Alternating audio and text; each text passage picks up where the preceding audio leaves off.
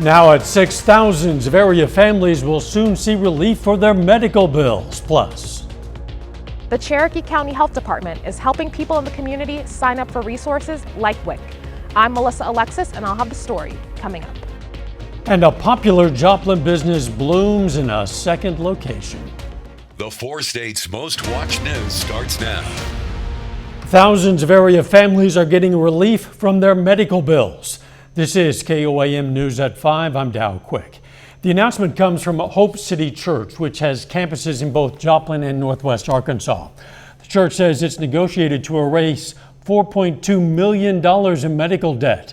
It's for families in Southwest Missouri and Northwest Arkansas this Christmas. The program targets unpayable debt that's too large for someone to overcome on their own due to either the size of the debt or the income of the recipient. Church says this will eliminate all medical debt for more than 3,200 people in our region who fall below a specific financial threshold. The money comes from donations and the church's budget. In a news release, the lead pastor, Cody Walker, says, quote, "Our hope and prayer is that our community would know that they are loved. We not only want to step in the gap and help with the need, but we're praying that this would be an answer to prayer for more than 3,200 families who will receive their medical debt abolished this Christmas," end quote. You'll find more information on this story on KOAMnewsnow.com. An outreach clinic in Galena is helping people get the resources they need. KOAM's Melissa Alexis introduces us to a woman who's been impacted by these programs. And it helped me know that I wasn't alone. Hannah Hendry is a family advocate coordinator for the SEK Community Action Program. But she was once a new mom in need of assistance. I didn't know what tomorrow would look like, and if that meant I would go without, I was fine knowing that my kids wouldn't. She says at first she didn't feel confident about asking for the help she needed. Scared or intimidated at first to go into these offices to ask for assistance because I thought that that meant I was weak. But when she decided to get help, she applied for WIC, food assistance, and child care subsidies. To get our feet on the solid foundation. She says these programs helped her budget and eased stress. That really helped my family get on the right path towards financial liberation. Now she, along with other organizations, helps host outreach clinics to encourage others in need to reach out for help. They don't even have to bring anything with them. An ID is about as much as they ask for. You can come in, do a 10 to 15 minute process, and then you'll know today, yes, you're qualified for the presumptive or not. They're helping people with applications for WIC and for KanCare Medicaid. WIC aims to help moms and families meet their nutritional health needs. The formula and the milk and the eggs, it was really expensive, especially when you have multiple children and maybe they're twins or they're like back to back. The outreach clinic will also fax the necessary documents for an individual's KanCare Medicaid application. Now here I am 9 years later and I'm able to put back into the community that put into me. Reporting in Galena, Melissa Alexis, KOAM News. To learn more about the next outreach clinic, visit our website, KOAMnewsnow.com. Let's check in with meteorologist Lindsay Gaffney now for a first look at the weather. Well, we had some storms this morning that did drop our temperatures as we head into this evening. So current temperatures 49 degrees. It feels a bit cooler. We've got a light northerly breeze and it doesn't last long. Yesterday we were up into the upper 60s. Today our high was upper 50s, so we dropped about 10 degrees, and then tonight is going to be pretty cold. However, we quickly turn around. We've got winds out of the south as we head into tomorrow and warmer temperatures. Now the amount of rain that we got, pretty good, especially along and south of I-44 towards Springfield. They got the most amount of rainfall. The maximum amount we saw in our area, about 4 inches, but most of us received about ½ inch to 2.5 inches, so quite a bit. Now we have a few more clouds pushing in from the west, but no rain chances, at least not for the next 24 hours, though tomorrow evening and overnight we might see a few more showers. Now temperatures are going to drop down through the 40s and even into the 30s as we head into tonight. I'll have more details coming up. All right, we'll see you soon. A judge today sentences this man for a 2023 murder in Galena, Kansas. He's going to receive what's called a hard 50 sentence. That's a life sentence without eligibility for parole for 50 years rather than 25. Billy Barker is the man. In June, after a 3-day trial, a jury found Barker guilty of fatally shooting 27-year-old Levi Porter. That was in April of 2023. They convicted Barker on charges of first-degree murder, being a felon in possession of a firearm, and criminal carrying of a weapon. He was also sentenced to a year for each of those other counts. Wants to warn residents of an online scam. The scammer has been posting fake links on the Chamber's giveaway posts. Chamber says do not click on any suspicious links or provide personal information. Chamber goes on to say if you should win the giveaway, you will hear directly from the Chamber. Another scam going around, this one in southwest Missouri. A Springfield couple listed their house for sale recently, only to be notified by their realtor that they had been scammed out of their money after responding to what turned out to be a fake ad. One of the homeowners said she's seen multiple fake ads on Facebook. It's only been listed for maybe a week, and there's fake ads on Facebook. Like, I found 2 or 3 of them and reported them already, but the one that she saw is not the ones I found, so there's no telling where all it's posted at. Realtors say you should be especially cautious of marketplaces like Facebook or Craigslist, and if it seems too good to be true, yeah, it probably is. I know you've heard that before. We're going to have more on this story for you tonight on KOAM News at 10. Popular Joplin business is growing, blooming, you might say. The Joplin Greenhouse and Coffee Shop will open a second location called Bloom in historic downtown Joplin.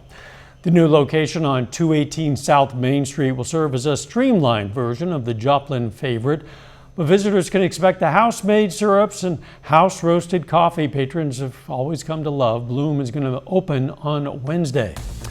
Tomorrow we're going to have our last Toy Box Tuesday telethon for 2024. We're going to have details on how you can help some families have a brighter holiday season just ahead. But up first, bikers, you're getting more miles on the pavement. I'm Lonnie Walton in Joplin. I spoke to an expert and he says he's connecting the trails in ways you wouldn't imagine. I have all the information and more coming up.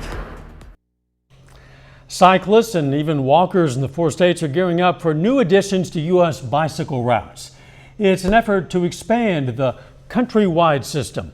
One of 4 new routes will go from Bella Vista, Arkansas, following US 71 through Joplin and over to Springfield, Missouri. KOAM's Lonnie Walton reports.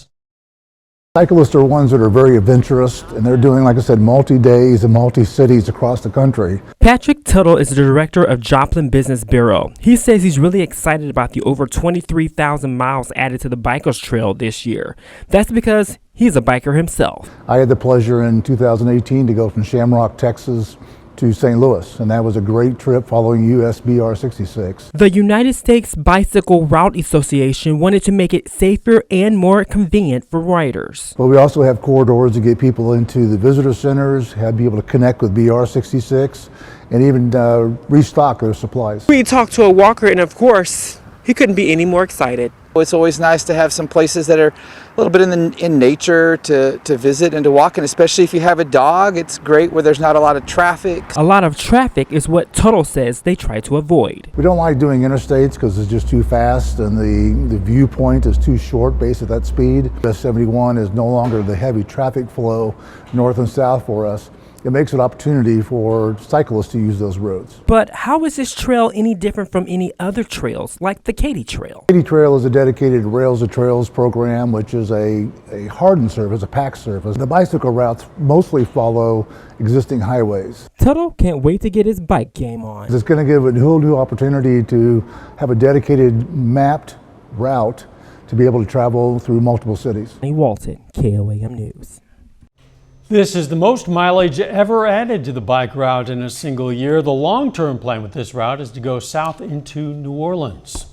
A little bit later, a big night for high school basketball. John Dales has more from Baxter Springs versus New Heights coming up in sports. And we have a bit of a warmer week, but some cool days. We're going to talk about that coming up.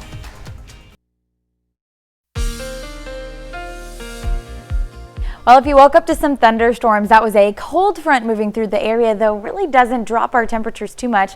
Taking a look outside downtown Joplin from the Cornell Arts and Entertainment Complex, we've got mostly clear skies as we head into this evening. And like I said, we had that cold front that came in this morning. Probably got woken up to some thunder. I know I did, and we had quite a bit of rainfall, especially on the Missouri side out towards Springfield, and some isolated areas where you can see those little orange patches south of Carthage, near Mount Vernon as well, and near Cassville. About 4 inches of rain. Now, south of Joplin in the yellow area and south of Carthage near Pineville and Cassville, still about 2.5 inches of rain. And then out in Kansas and Oklahoma near Miami, Grove, Veneta, only about 1.5 inches of rain. So some areas didn't receive any, but some got quite a bit of rain. Now, all of that is out of our area. Got a few upper level clouds pushing in, you can see in the northwest, but outside of that, we're looking pretty good for the rest of the night. Mostly clear skies. Temperatures are going to be dropping down into the mid 30s, so it's going to be a cooler night than we've seen for the last weekend or so.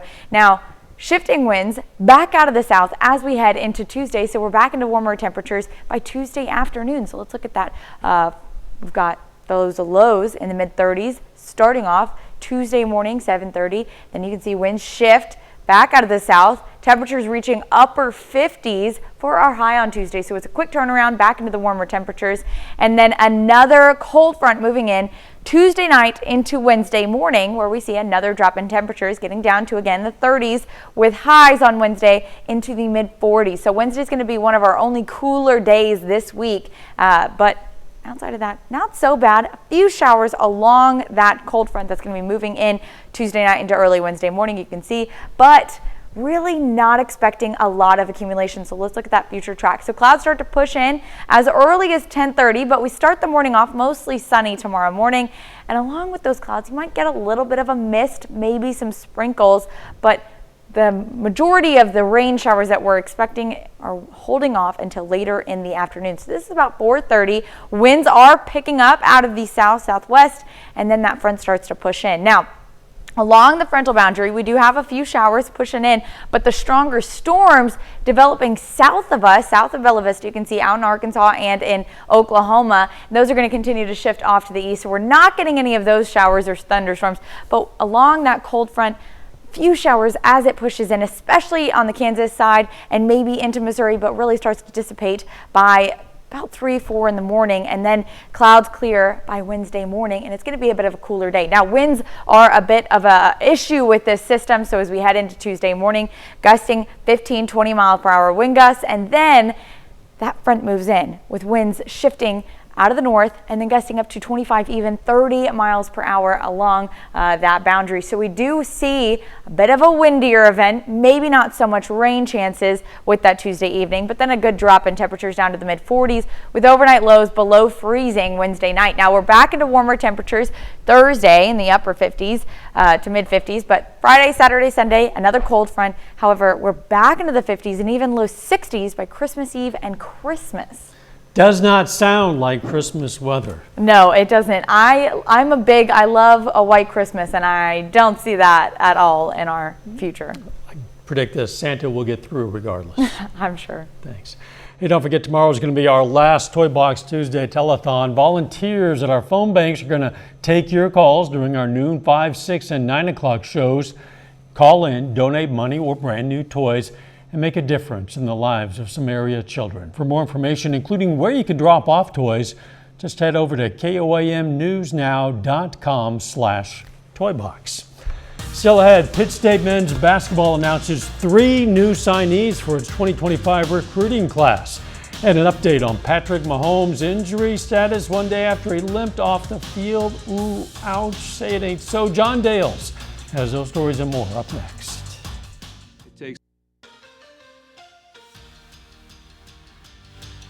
New Heights Christian Academy basketball is off to a very solid start to its 24-25 season. Both the Cougars boys and girls teams just took first place in the Mocan Winter Classic last week. Tonight they're back in action over at Baxter Springs. Now this is the home opener for both Lions basketball teams. Starting on the girls side, that game just getting started as we come on the air. Baxter Springs began its season in the Kenneth Suter Invitational down in Oklahoma last week. Lady Lions went 1-2 with a win over Watts, losses to Blue Jacket and Afton. On the boys' side, Baxter Springs is 3-1. Lions beat Afton, Blue Jacket, and Welch. Their one loss comes to Dewar. Cougars boys team made it all the way to the Class II state quarterfinals last season. We'll have the highlights from both of these matchups between New Heights and Baxter tonight at 9 and 10. Pittsburgh State men's basketball is off to a 6-3 start to its season. Now tomorrow the Gorillas are back in action after 9 days off, and today Jeff Boshy's team announces 3 new signees for its 2025 recruiting class.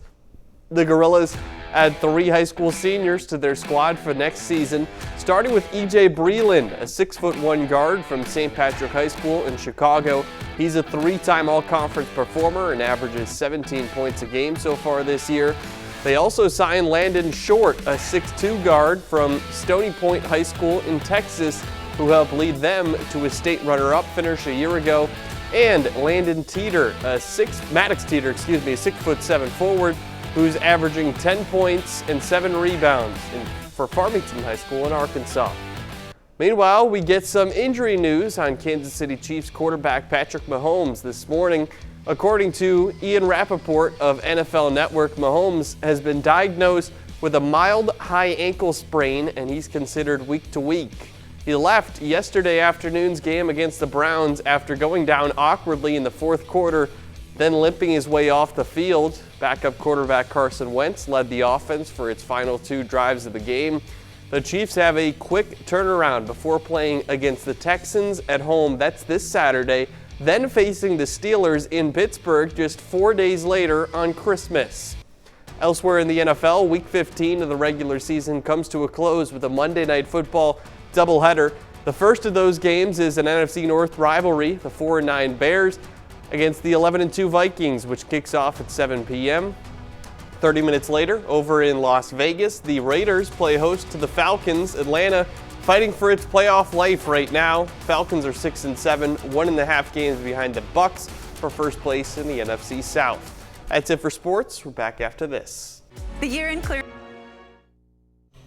Here's a look at what's coming up on KOAM News at 9 on Fox 14 tonight. We're going to look at the latest effort to privatize the Postal Service. Plus, volunteers in the small town of Santa Claus, Indiana are helping the big man answer his fan mail. He gets quite a lot. And we take you on a run through the Way of Salvation Christmas lights in Carthage. Those stories, a lot more, of course. It's coming up tonight. KOAM News at 9 on Fox 14. Well, some four-legged friends who made the nice list apparently posed for pictures with St. Nick today. The jolly old elf made an appearance at North Park Mall for some pet photos. Look at that. He came all the way from the North Pole. Visitors at the North Park Mall, not the North Pole, will have some cherished memories, not just for this holiday season, but for years to come. And judging from the look on some of those pooches' faces, that one in particular, this has been a very good boy this year. What a good boy. Weather looking really nice. Yeah, it's going to be pretty warm. We only have a couple of days where we're about average, but Tuesday it's going to be pretty cloudy with highs in the upper 50s. Cooler day on Wednesday, back to warmer temperatures on Thursday, and then we're back to cooler temperatures for the weekend. Well, it is the 4 states after all. Thanks for joining us. We'll see you right back here for KOAM News at 10. Let's make it a great evening.